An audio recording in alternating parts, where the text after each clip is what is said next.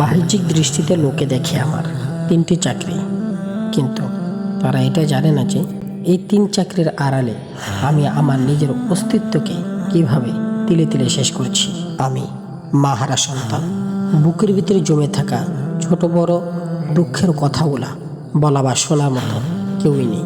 কাছের বলতে আমার শ্বশুর শাশুড়ি এবং স্ত্রী রয়েছে, কিন্তু তারা কি আমার দুঃখ কষ্ট বা আত্মসম্মান বোধ জাগিয়ে রাখার সঙ্গে সাথে?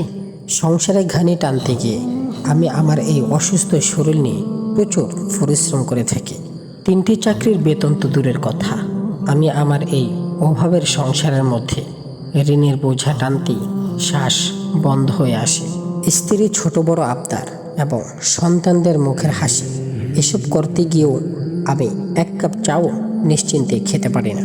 বন্ধু মহলের মধ্যে 1 বা 2 দিন চা কফির আপ্যায়ন সাদরে গ্রহণ করলেও 3য় দিন আমাকেও তো তাদেরকে খাওয়াতে হয়। সামান্য 10 টাকার সামাজিকতা রক্ষা করতেও আমার পকেট ফাঁকা হয়ে যায়। আমার এই একাকিত্বের লড়াই, আমার এই নিঃশব্দ গোলা বারুদের যুদ্ধ ইরান ও আমেরিকার যুদ্ধের চেয়েও ভয়াবহ পরিস্থিতির মোড় নিয়েছে। আমি এক অগ্নিকুণ্ডের মাঝে দাঁড়িয়ে আছি, যেখানে আগুনের লেলিহান শিখা আমাকে চারপাশ থেকে গ্রাস করতে আসছে। আমি ভেবেছিলাম এই অতিষ্ঠময় জিন্দেগি থেকে বাঁচার জন্য একটি কৌশলগত পদক্ষেপ নেব। মাথার উপর ছাদ হবে, আমার সামান্য সঞ্চয় এবং শ্বশুরবাড়ি থেকে কিছু টাকা নিয়ে একটি ছোট জায়গা কিনলাম। প্রতি মাসে নির্দিষ্ট সংখ্যায় পাওনাদারদের পাওনা পরিশোধ করতে হয়। আমি যখন পুরোটা পরিশোধ করতে পারি না, আমার স্ত্রী এবং শ্বশুরবাড়ির লোকজন বাকি অংশ মিলিয়ে দিয়ে দেয়। কিন্তু সেই টাকা তো তারা আমায় ভিক্ষা দেয় না। আমি তাদের পাওনা টাকা তাদের ফিরিয়ে দেওয়ার পুরোপুরি আশ্বাস দিয়েছি। আমার চিন্তা, আমার চেতনা, আমার ঈমান। আমি চাই পৃথিবীর বুক থেকে যখন আমি চলে যাব, তখন পৃথিবীর বুকে যেন এরকম কোনো মানুষ বাকি না থাকে।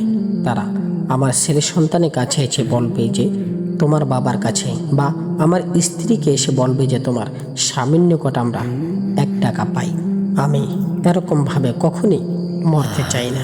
এই আত্মসম্মান বোধ নিয়েই আমি আমার জীবন যুদ্ধের আঁকাবাঁকা পথগুলো চলি। কিন্তু সামান্য এই জায়গাটুকুকে ঘিরেই আমার জীবনের ভয়াবহ ইরান ও আমেরিকার যুদ্ধ শুরু হয়ে গেল। আমার স্ত্রী বা শ্বশুরবাড়ির লোকজনের মাধুর্যতা, ভাবভঙ্গি, আচার আচরণ সব যেন ওয়াশিংটনের যুদ্ধের মতো। তারা কৌশলে ঝগড়া শুরু করে এবং যখন ক্লান্ত হয়ে যায় তখন যুদ্ধবিরতি বা পিছপা হয়ে যায়। আমি শান্তির আশায় তাদের কৌশল না বুঝেই সুন্দর মুহূর্তগুলো উপভোগ করার জন্য থেমে যেতাম। আমি এক পর্যায়ে বর্তমান ইরানের মতো অবস্থায় এসেই পৌঁছলাম। কিন্তু আজ যে সত্যটা আমার সামনে এলো, তা আমার কলিজা ছিঁড়ে ফেলল।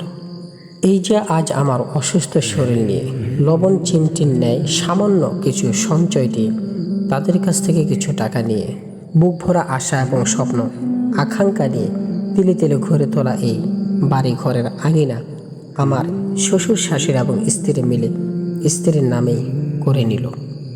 যার জন্য এত ত্যাগ ও পরিশ্রম করে আসছি, সেই সম্পদের মালিক যদি আমি নিজেই হতে না পারি, তাহলে সেই সম্পদের জন্য এত কঠোর পরিশ্রম নামক যুদ্ধ করে লাভ কি?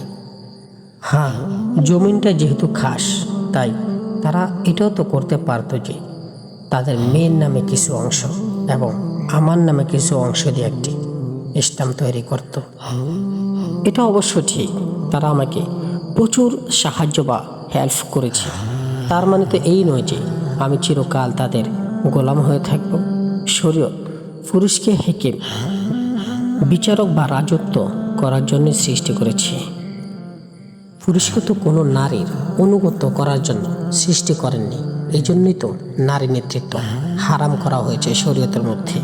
যেই পুরুষকে শরীয়ত এতটা স্বাধীনতা দিয়েছে, সেই পুরুষকে যদি কারো সামনে মাথা নত বা চিরজীবনের জন্য নিচু হয়ে থাকার পরিকল্পনা করে কাজ করা হয়, তাহলে তা কোন পুরুষই বা সহ্য করবে? কোন পুরুষে এই বিষয়টি মেনে নেবে? আমি আজ সেই পরিস্থিতির মধ্যে এসেই দাঁড়িয়েছি।